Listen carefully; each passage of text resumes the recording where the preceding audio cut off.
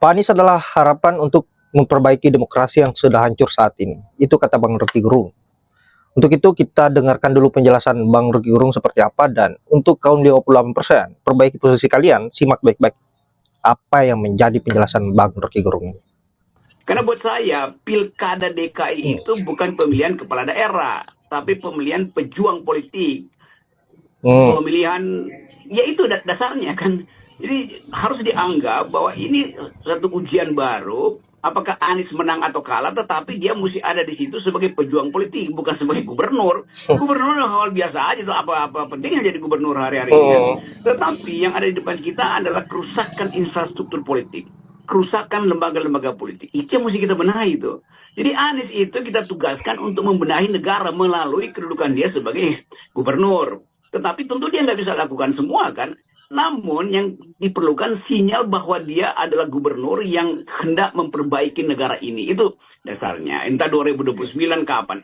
Tapi kita mesti sinopsikan itu supaya Jakarta walaupun dia pindah sebagai ibu kota, tapi ini tetap ibu kota politik, ibu kota bisnis, ibu kota kebudayaan, ibu kota rumor, ibu kota gosip, segala macam ada di Jakarta kan. Jadi memimpin Jakarta itu artinya sudah pasti akan memimpin Indonesia tuh. Jadi kita ulangi perlahan-lahan. Fungsi dari Anies itu adalah penanda baru politik Indonesia, penanda baru itu. Yang lama-lama ya udah Jokowi, Prabowo, Kaisang. Apalagi tadi ngapain ngomong-ngomongin pertimbangin Kaisang segala macam tukar kalau nggak ada soal situ. Sekali kita ingin berjuang itu tinggalkan semua becek yang dibuat oleh Pak Jokowi kan. Jadi harusnya begitu tuh. Kalau itu ya udah nanti gue jadi juru bicara tim kampanye PKS, bukan tim kampanye Anies ya, tim kampanye PKS itu. Jadi sekali lagi juga itu pertanyaan-pertanyaan, mungkin nggak dengan ini, mungkin nggak dengan itu. Bagaimana kalau koalisi taruh nama lain? Nggak ada soal. Yang penting di kepala rakyat Jakarta, junto rakyat Indonesia, Anda ajukan satu nama yang akan dihitung sebagai pemimpin pejuang itu, bukan sekedar gubernur teknis yang ngatur-ngatur APBN, nggak ada urusan dengan APBN. Kenapa itu mesti kita ucapkan? Karena udah kelewatan nih, bangsa ini dibodohi, dibikin dungu oleh Jokowi sehingga nggak mampu lagi untuk mengeluarkan pikiran alternatif.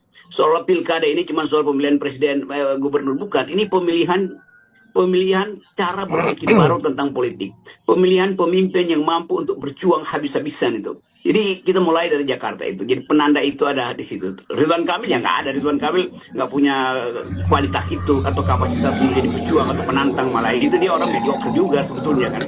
Jadi kita mau lihat itu tuh. Dan kita mesti terang-terang katakan, bukan saya anti Pak Ridwan Kamil, saya juga bisa puji-puji dia, tetapi standar seseorang untuk masuk di dalam politik 2024 ke 2029 adalah pejuang, itu aja, titik.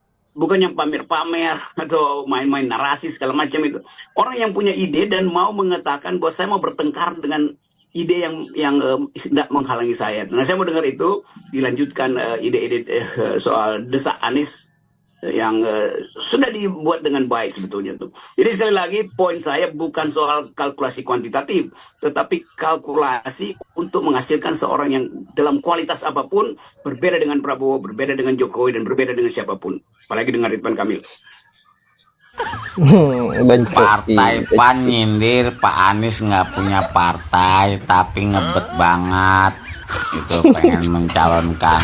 Pak Anies itu diminta bukan meminta ya. Udah bisa nyinyir ya selama bergabung di koalisi perubahan, di koalisi pemerintah.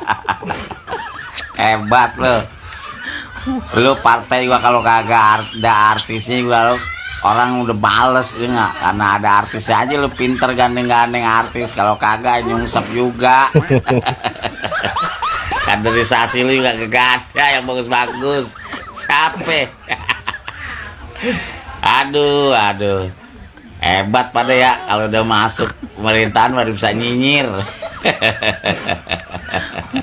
Aduh parah. Ada partai PAN ngatain Pak Anies, nyindir Pak Anies. Kalau ada partai yang meminang Pak Anies, ingin mencalonkan Anies jadi pemimpin, entah itu pilpres, entah itu gubernur, lah itu hak partainya dong. Anda nggak usah ngomong sama Pak Anies seperti itu. Salahkan ketua umum partai PKS atau PKB atau Nasdem. Ngapain salahin Pak Anies? Nah, Pak Anies itu orang itu profesional, beraura, pemimpin yang betul-betul punya kapabilitas, punya kapasitas. Lah kalian punya apa?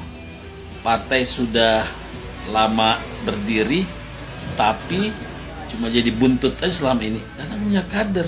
Punya kader apa? Nggak punya kader kan? Apa yang mau dibanggain? Mungkin ya pengikut Anies sekarang lebih banyak 10 kali lipat dari anggota kalian. Sombong banget ngomong takabur. Waktu akan berganti bro, waktu akan berganti.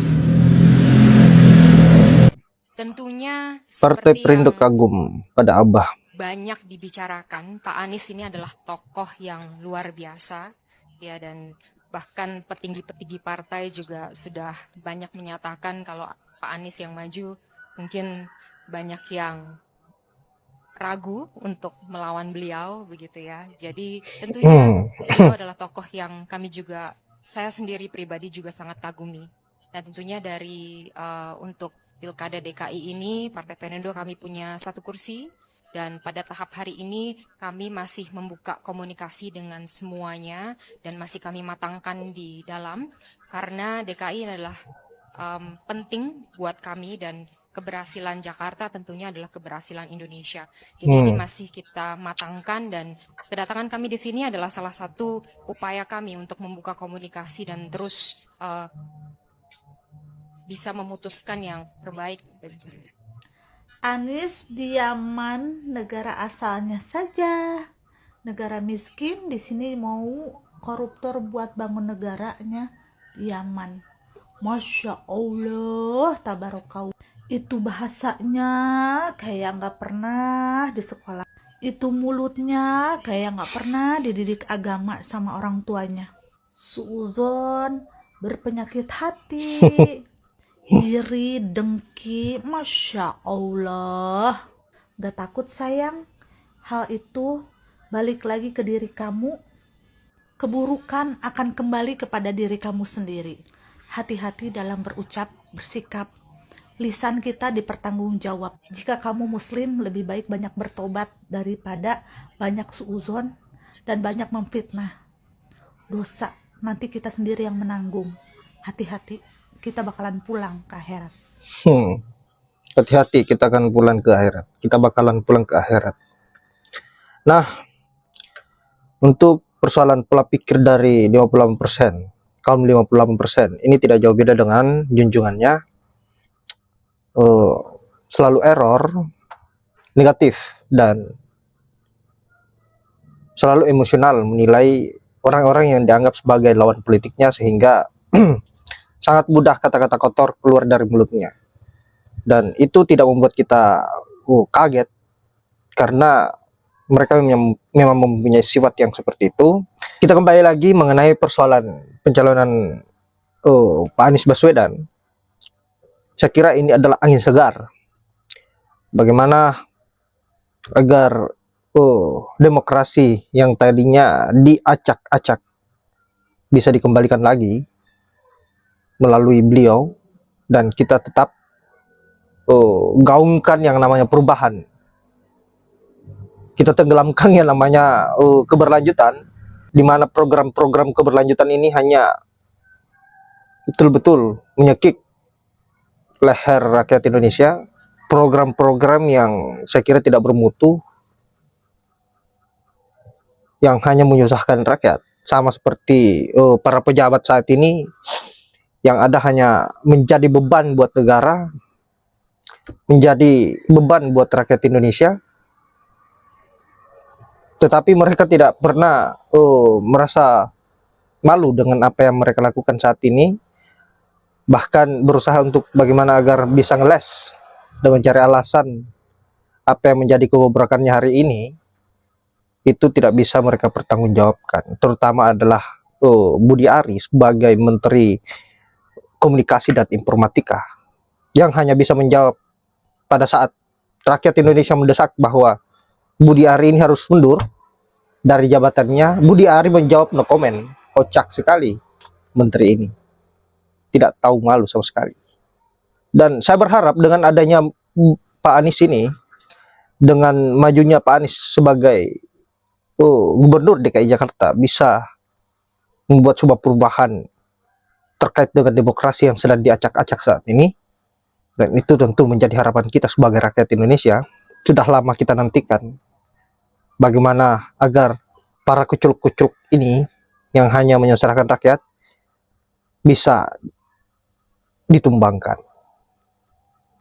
Baiklah sahabat-sahabat, saya kira hanya itu. Saya tidak berlama-lama, dan